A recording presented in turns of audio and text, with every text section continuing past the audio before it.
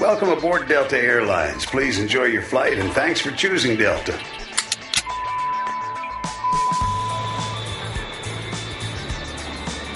Jody Avirgan here. Thanks for listening to ESPN Film's 30 for 30 podcasts from the producers of the award-winning 30 for 30 series. These new audio documentaries are an incredible collection of sports stories you need to hear to believe. It's really a win-win. Delta Airlines makes your travel experience easy and enjoyable with real-time bag tracking, e-boarding, and passport scanning during check-in. And ESPN's 30 for 30 podcasts make your in-flight time rich with stories that will keep you coming back for more. So sit back, relax, and keep listening to some of the most compelling sports stories ever told.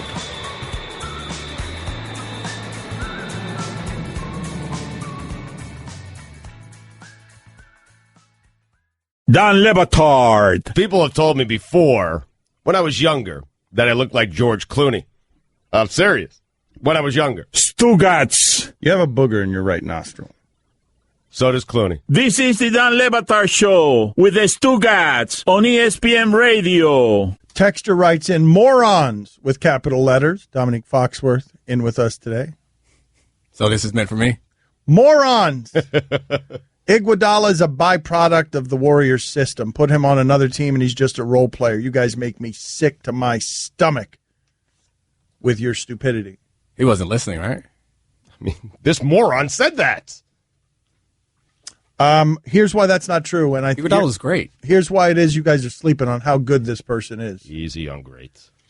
In the finals. All right, you want to go easy on great. I mean, he's not. He pales compared to the guys that he's playing with. But I also think that he is not given enough credit for how good he actually is. In the finals, when Iguodala was on the floor, they were plus 60. When he was not on the floor, they were minus 26. That ain't small. Sick to my stomach, morons. Morons! Sick of your stupidity. If he's your fifth best player, you're the most overwhelming basketball team I've ever seen. The Lakers were winning titles when Lamar Odom was their fourth best player, and when they had Shaq and Kobe. It's just interesting to watch what the league has to do here because of how handcuffed they are on how this has all gotten away from them. And now the rules are such that Golden State has a competitive advantage by rule because of how they built it. Is this a blessing, though? Like, that might be a bit of a stretch, but is it not an opportunity for teams to try to do things different? No one's expected, or try to do things differently. No one's expected to win. Everyone has cover for not winning the championship for the next few years.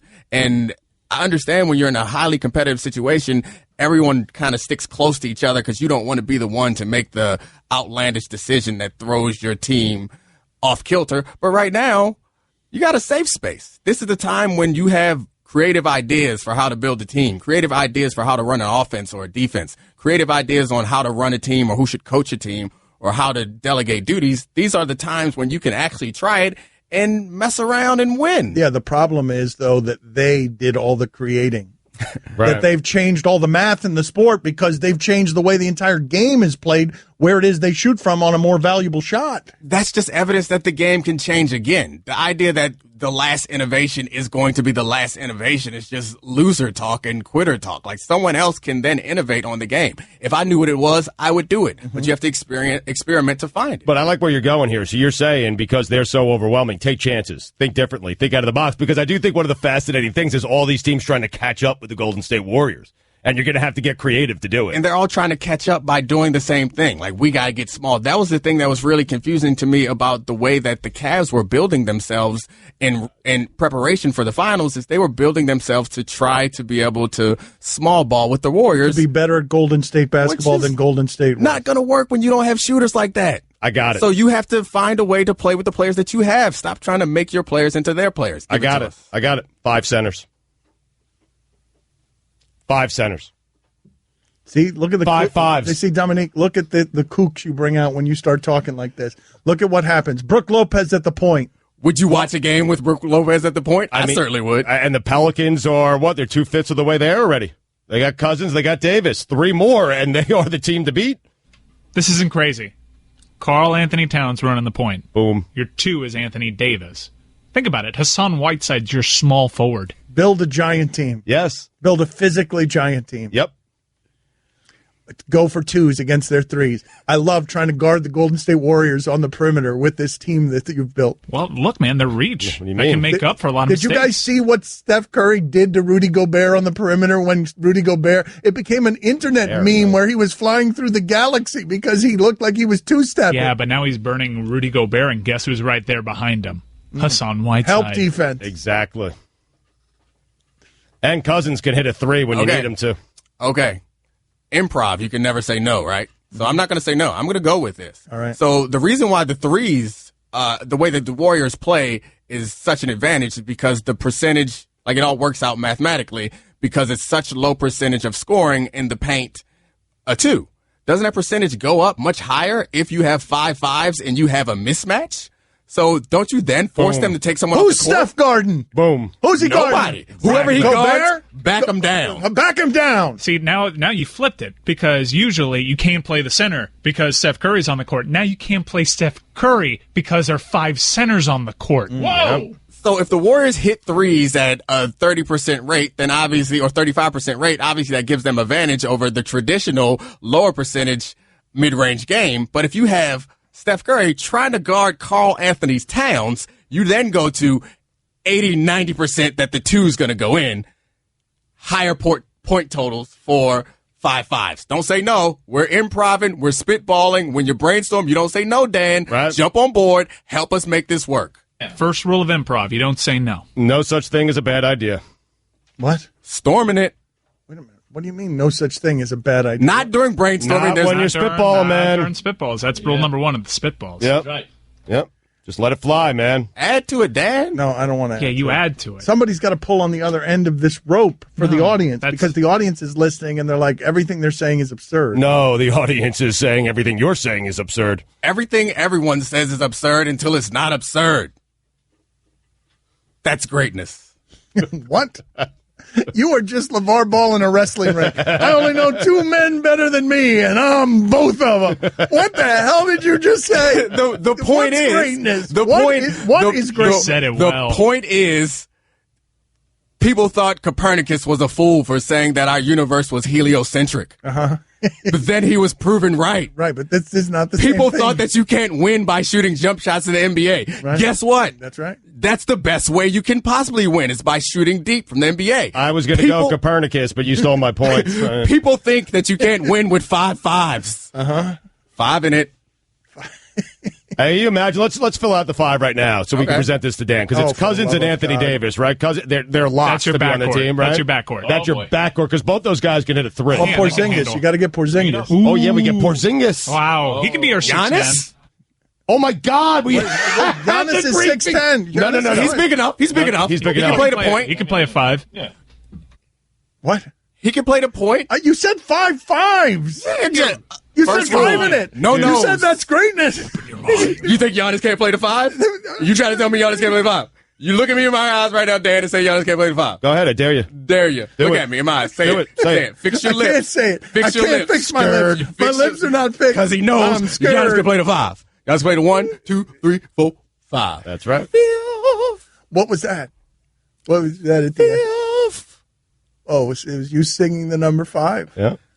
Let's just say 6'10" or higher. Are we good with that? So, Dan. 6'10" or taller. Yeah, You I'm good with that. All right, so we got. We just Giannis. need to create mismatches and force them to take someone off the floor.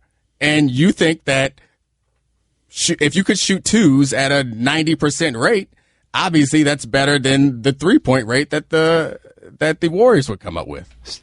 You realize you're making up that number of 90%. Okay, so what is it? Okay. So you tell me that we got Karl Anthony Towns in the post, and we got Steph Curry responsible for guarding him.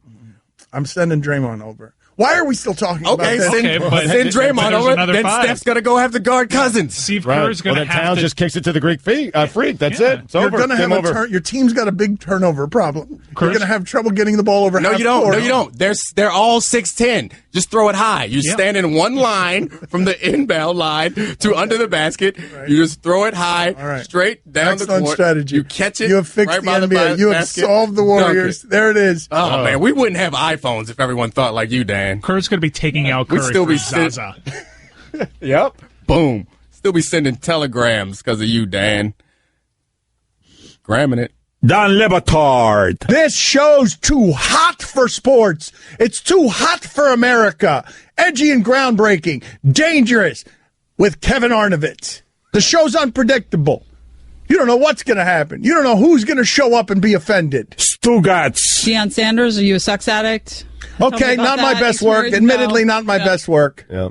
Who'd you accuse of a drinking problem? That was Warren Moon. Yeah, that was Warren Moon. Who was eating children? Who was doing that? Who was eating children? Patrick Willis. Patrick Willis. I accused Patrick Willis, who was very serious about denying that he ever ate children. This is the Dan Le Batard Show with the Stugotz on ESPN Radio. Neil deGrasse Tyson will be on with us in 15 minutes. Domonique Foxworth in with us today. Many people are writing in that it's a little bit amazing that Domonique Foxworth is better at being Stugotz and Cody than Stugotz and Cody are at being Stugotz and Cody. And I do believe that Domonique has the unique set of skills, Stugotz, because he doesn't really need this job, so he could be this kind of fearless, and he doesn't actually care sometimes about some of the things that he's arguing just because it's funny to argue them, that he could actually become this Colbert character that I've been calling for in sports television and sports radio, where you become like a spoof of a sports commentator,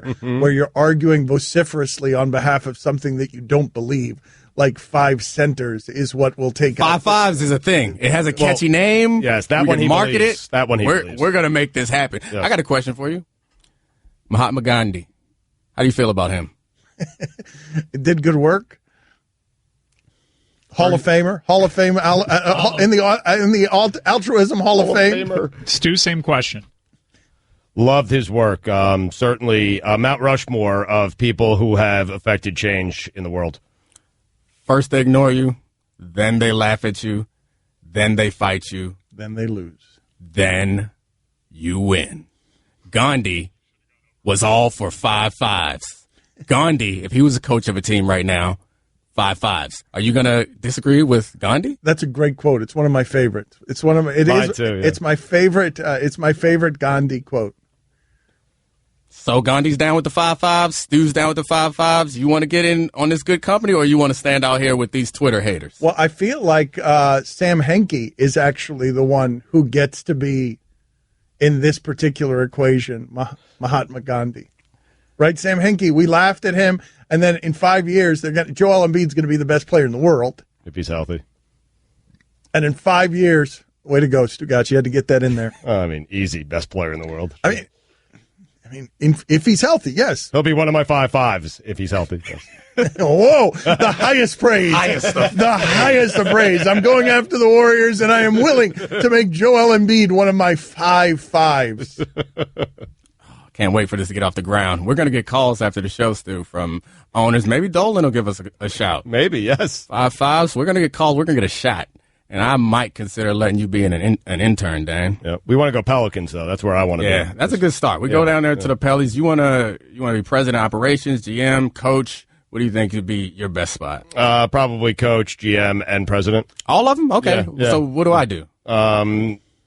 Just hang around. Okay, I'll just hype man you. Yep. I'll That's just it. stand behind you, and every time you make a decision, Yep. I'll tell you how great it was. Make it co, okay? Me and you Okay. together. How Okay, about that? co-coach. Right? Co-head coaches. This is how delusional Domonique is. It's funny that you say co-coaches, because I actually saw part of a 30 for 30 special last night. I was not aware that the Lakers initially hired Jerry West and Pat Riley to be co-coaches, and then Jerry West was like, this is ridiculous. Like, what are we doing? And they showed Pat Riley in the press conference just staring straight ahead as they're announcing that they're co-coaches, and Pat Riley looks deeply unhappy. What do you mean co-coaches? So the best thing about what you just brought up, it reminded me of a thought that I had last week or earlier this week. So when you were out, I was here, and that was the same time the 30 for 30 came out, and I just fell in love with Pat Riley's story because it's so amazing, and he really got his chance because of a bicycle accident. We have a bicycle accident here. That may be a precursor to Stu getting his chance to take over an organization. Because we have an actual bicycle accident? Yeah, I mean, it's clear, given history, that bicycle accidents are the precursors for greatness. Stu was in a bicycle accident. Yep. greatness is in his near future. On the horizon. The MRI came back, and he has neither bruised ribs nor a punctured lung. He is just somebody who's a hypochondriac. Well, it hurts a lot, man. Yeah. There might be some torn ligaments, man, and it's still early. I don't think all the images have fully developed yet. He got so he got into an accident in New York. He was walking down the street staring at his phone, and a courier hit him. But here's one of the reasons Domonique is delusional. And we'll get to Neil deGrasse Tyson in a second. Oh, I know where you're going with this. Proceed, sir. Last night at dinner, which was just everybody arguing the whole night. It was Domonique and John Amici and Joy Taylor, and they couldn't agree on anything. Thanks for the invite. Don't forget about Chris. And Chris. Excellent contribution there, Domonique. I mean, I just felt bad. You named everyone and left one person out. I know, Who's because Chris? nobody in the crowd is going to know. They're going to know the other people I'm talking about. Chris They're not will gonna know. Who's Chris? Fat Chris? So anyway, no, not Fat Chris. You got invited? No, not that Chris. Dominic just fouled everything up by being confusing, by mentioning No, a I woman don't named care. Chris who was at dinner with Wait, so us. who was there? I don't care about Chris. All right, but it who was there? Foxworth, Joy Taylor, and John Amici, and they didn't agree on anything. I care most about Chris now. And Chris. And Chris. But the point is that Domonique Foxworth, who's 170 pounds, but 75. but played in the league, was saying that he would beat up John Amici. That he would win a fight against John Amici. He would. Meach is in Absolutely. Miami? Come down here. Yeah, Make it happen. Fox, you'd beat him up. Meach is 6'10", 300 pounds. Yeah. but And also a former athlete, and also very strong. I know he's very strong. Domonique Foxworth was a football player, and he's stronger. No, that's not true. that's not Neither No, of those I'm things sorry. are It true. is true. He's Well, undersized. He made it to the NFL. That guy ain't going down. Yep. Ain't going down. How do you know that Meach is stronger than me? Because of he weighs twice as much as you. You weigh twice as much as me? I think I'm stronger than you too. What? I heard get you out of yesterday say that you're Neil deGrasse Tyson next. Dan Le Batard. Did you love the Joker's Wild? 61% of the audience said no. Oh, you damn young people soaring with so much ignorance. Stugotz. You don't even know what we're talking about. The Joker's Wild is the truth, man. Stay woke. This is the Dan Le Batard Show with the Stugotz on ESPN Radio. I can't tell you how happy it makes me that the Ball family is too hot for Vince McMahon and wrestling. I can't tell you. We'll get back to that in a second. But Neil deGrasse Tyson, Stephen Colbert calls him his favorite guest. Neil deGrasse Tyson says of Colbert that Colbert is the most scientifically literate person he's ever met in celebrity. Playing with Science, the new podcast from Star Talk, premieres tonight, 7 p.m. Go to startalkradio.net for more information. Neil deGrasse Tyson with us now on ESPN Radio. Thank you, sir, for making the time for us. Give us something from the movies that you've seen, a popular science movie or a popular space movie where you've been like, that's ridiculous. That could never happen like that. But you're someone who knows that. We're not someone who knows that. No, see, the thing is, I cut him slack. You know, I mean, as long as the interior logic is consistent, then I'll cut him some slack. I tweeted recently about the recent Guardians of the Galaxy, where I said, you know, I was about to complain that you can hear sounds in space in the movie, because, of course, there's no air, so you're not hearing anything. But then I had already accepted a talking, walking raccoon with shoulder-mounted artillery. I'd accepted that. You'd suspended disbelief on the raccoon. Yeah, okay, that seems pretty dumb for a smart dude. So I thought, I'm good with the raccoon. Let me just let all the other stuff flow. So, yeah, I don't mind getting lost in a movie, but just be intelligent about where you're going to take me. And if you want to abuse a law of physics, do it because you really thought about it and that you really needed to, not because you were just ignorant and had flunked your physics class when you were in college. But what's the one you don't give any slack to? Like the dumbest space movie of all time? No. So see, if it's completely dumb, I don't even. So here's what I do. I care about movies that try to get everything right, but then happen to get a couple of things wrong, and then I say, hey, that's kind of cool. They got that wrong.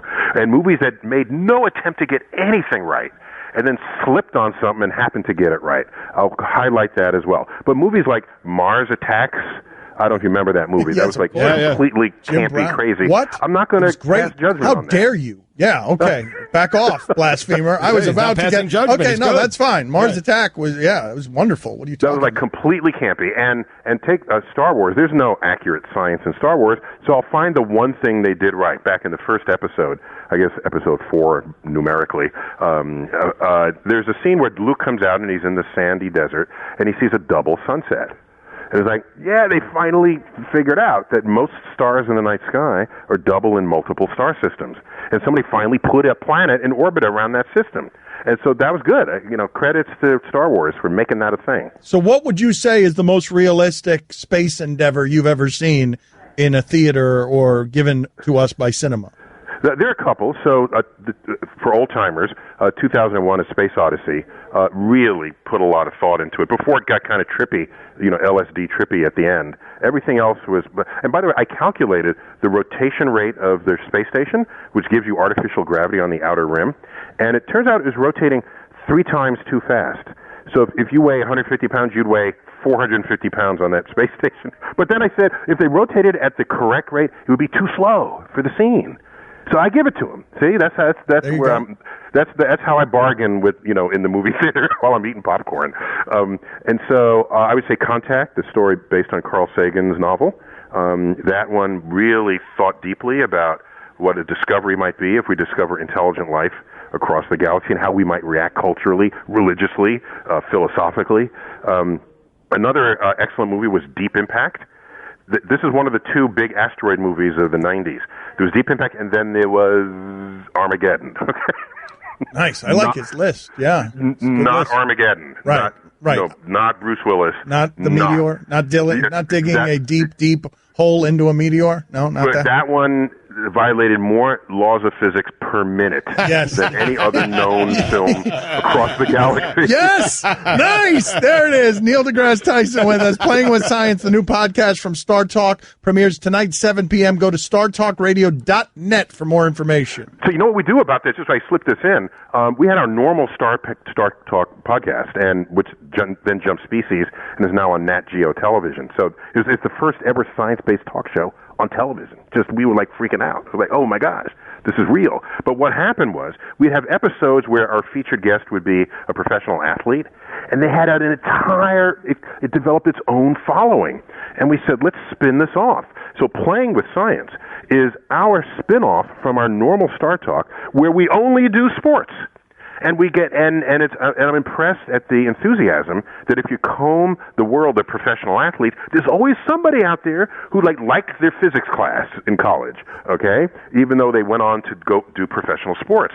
So we explored the geeky elements of the weird physics that went on in plays in hockey and basketball and had Kareem Jabbar, and we talked about the physics of the skyhook and why that was so deadly. It wasn't just because he was you couldn't block it, but the ball is basically coming down into the hoop.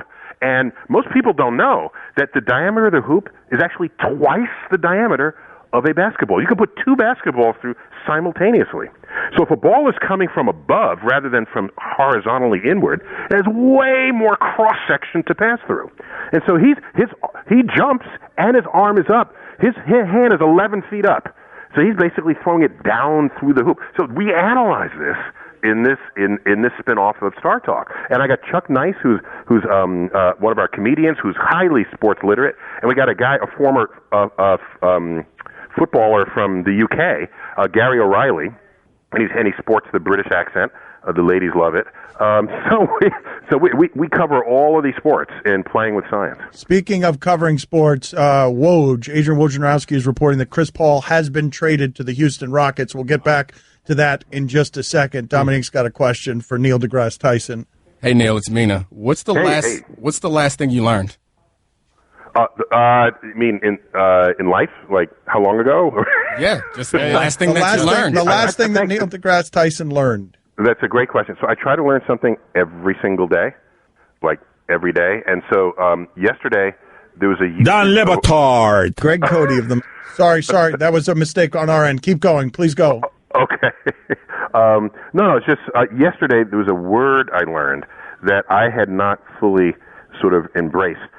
So for example, when you say you don't, this is just language. I say you don't say I feel good. People do say no. Sorry, you don't say I speak good. You say you speak well, right? And speak good is not good English. However, you say I feel good. This tastes good, and so it turns out we end up using the word good with regard to our sensory experiences, but the word well in all other uses. And I was intrigued by this, and I don't understand why. But what I learned yesterday was that we do that. Right. I find myself disappointed by what one of the world's most renowned intellects learned yesterday. Yes. You want me to learn that an asteroid was coming and you'd be the second? I learned yesterday that there's life on other planets, and this is exactly what it looks like. I was hoping it would have been the answer. Not speaks good, it speaks well. I'm sorry to so let you down. But it is kind of interesting. We use good for feelings and well for everything else. That's just kind of, I learned that yesterday. All right. And I'm an old man, and I learned that yesterday. How many old people learn anything? Yeah, we're being rude here because Chuck Nice just called in. We just located. Bring him in. I didn't. Hey, first of all, I didn't just call in. I've been here since the Jocks and Geeks Collide. So I've just been very patiently waiting. You a lying mofo. And guess what? No, don't worry. Neil and I are that close. He calls me Lion Muscle. That's my nickname. That's my nickname. But anyway, Neil, by the way, I don't know why you're not telling them what you told me the last thing you learned, which is there is an extinction level event that is about to happen. And quite frankly, there are very few people in the world who get to know about it. Astrophysicists are the first. So yeah, we're totally the first. Yeah. Kiss your wife goodbye tonight and do it passionately. Okay, very good. So the world is ending. Do you guys have a time for us? No? You know, it's funny. There was a Bud Light commercial where they showed astronomers in an observatory dome, and they're looking through the telescope, and they see this asteroid hurtling towards Earth, and they say, "Ladies and gentlemen, life is about to end." And they reach in the refrigerator and they pull out Bud Light. And then it turned out that it was just a tiny little thing, like a meteoroid that just bounced off the lens and landed on the ground. They say, "We're saved!" And then they went back to the Bud Light. And I'm thinking, if I knew the world was going to end, I'm not reaching for Bud Light. I mean, what are you it's reaching a fine for? product. What are you reaching for? What are you reaching for? Go ahead, Chuck. What are you reaching for? Oh, God, the nearest female, whether it's my wife or not. All right. Yeah. All right. How about you? Look at Neil. What about Neil? Are you the lecherous scientist, Neil? What's the last thing you're grabbing for? Let's go. Okay, you're right. So it's all about satisfying one or more of your five senses in those last moments. And so there's a bottle of wine I'm saving for just this occasion. Okay. All right. Very good. What kind? Give us some information. Sorry. So it's a Burgundy wine, and it's from the Vosne Romanée section, and it's like a stupidly priced bottle of wine from Domaine de Romanée. All of Neil's wine is stupidly priced bottles of wine. Okay, just know that. All right. He's just jealous because I don't open them with you. That's why. Playing with Science, the new podcast from Star Talk, premieres tonight, 7 p.m. Go to startalkradio.net for more information. I'm reaching for Mel's mock draft 5.0. Yes, Mel's mock draft is the last thing that Stugotz is reaching for. Guys, thank you so much for being on with us. Chuck, my apologies. You did call in late. We weren't keeping you to the side there on purpose. You called in late. Well, first of all, two things. One, I couldn't help it. I'm black. Two, no, I'm joking. But no, I'm actually at NBC right now, and I'm in the middle of a recording session that I stopped to call in because that really is how excited we are about playing with science. I just wanted to be on the line and tell everybody what a fantastic show this is. It's a lot of fun, and it's if you love sports and you love science, or you love just sports or just science, this actually covers all bases. It's just a great amount of fun, and you learn something before it's all over. Thank you, guys. You come for the sports and you stay for the science. Thank you. Yeah. We appreciate your time. Thank you for sharing the time with us. All right. Thanks for your interest. All right. Take care. Mike, what do you got for us on Chris Paul? All right. From Adrian Wojnarowski. After Chris Paul informed the Clippers he'd sign with Houston in free agency, the teams have agreed to a deal sending Patrick Beverley, Sam Decker, Williams, I don't know who that is, and a 2018 FRP for Paul. Wow, they got him for nothing. Dan Le Batard. How much does the watch cost, Ludacris? How much? I don't know. I got it for free. That's a good question. Stugotz. That's an indelicate question, right? You don't ask a woman what she weighs, and you don't ask a hip-hop star what his jewelry's worth, do you? That's why he let me ask the question. You really don't. This is the Dan Le Batard Show with the Stugotz on ESPN Radio. So a couple of things here. Domonique Foxworth in with us today. Salute to Mello. He outlasted Phil Jackson. Those things are not easy to do. He finally won something. Yes, he won something. He defeated Phil Jackson. Usually you cannot beat the authority figure who's trying to trade you unless you have the rare no trade clause. He outlasted Phil Jackson. Unless the authority figure is just trying to get fired. Right. Extorting the organization. And now Chris Paul is being reported, Adrian Wojnarowski and others. Chris Paul has been traded to the Houston Rockets. The Houston Rockets are going all in. This is interesting for a lot of different reasons. It's Lou Williams was the Williams that Mike Ryan was talking about. Decker, Patrick Beverley, and you've got a future draft pick. 2018 first-round pick. For Chris Paul, for a year of Chris Paul. So the Clipper thing is over. A lot of things happening here all at once. The Clipper thing is done. Right. What the Clipper window closed and done, finished a couple of years ago. They were fighting over DeAndre Jordan. They thought they were close. Never mind, it's all over. Mm-hmm. Now DeAndre's the only one there. Right. And right. And Doc Rivers and his son. Now they're staring at each other, and that's what's happening. The Clippers done. Good job by Jerry West. Jerry West got there, and everyone fled the premises. Yeah. I do wonder. I don't know how this is going to work. The reason the Rockets were so good last year is because they gave Harden the usage rate. He needs the ball in his hands. So I don't know exactly how this is going to work in terms of Chris Paul and James Harden, because the Rockets were so good specifically because D'Antoni's systems make the point guard exceptional. Yeah, it'll be interesting. They're better. They're better. Oh, Of course they are. And they're aggressively going after, I read this last night, so they're in the middle of all this Paul George discussion as well. And I wonder if that's enough to keep Paul George there. Wow, Harden, Chris Paul, and me, can we win a championship together? There's a very real chance that this is just a one-year moonshot by the Houston Rockets. Daryl Morey has proven to be good at something that it's not easy to be good at, which is he gets guys. Like, the Knicks would have taken any one of these free agents that Daryl Morey ends up getting in Houston. Any one of them, the Knicks would have loved to have and couldn't get any of them. You have to remember, getting Dwight Howard at the time that he got him was a major coup. Everybody was trying to get Dwight Howard. Yep. Like, Daryl Morey has done something in Houston where he plays big.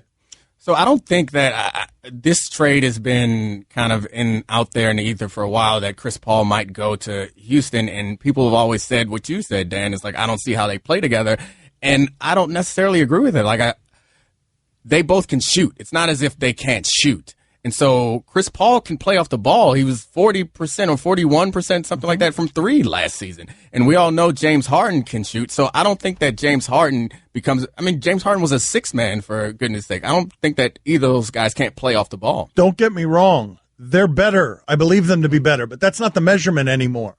The measurement now is, did you get better enough to compete with Golden State? And what I'm saying is, you add Chris Paul and you get better because it's better than the pieces that you gave up. But what I'm saying is that addition also will subtract some from what you've gotten from James Harden, because they both do need the ball. So did you get better enough to compete with the Warriors? No, and if you get Paul George, you're still not good enough. That's crazy. You're not. I don't agree that it subtracts. Hard not work out. You're listening to Love Advice with Leanne. Caller, you're on the air. Hi, Leanne. Longtime listener, first-time caller. Why, in your professional opinion, do you never take my calls off the air? Is this Carl? Yep, it's Carl. We had a few dates. Everything was great. I thought, Well, when you switch to Geico, you could save a lot of money on car insurance. Okay, awesome. You should call them. I will. Geico, because saving 15% or more on car insurance is always a great answer.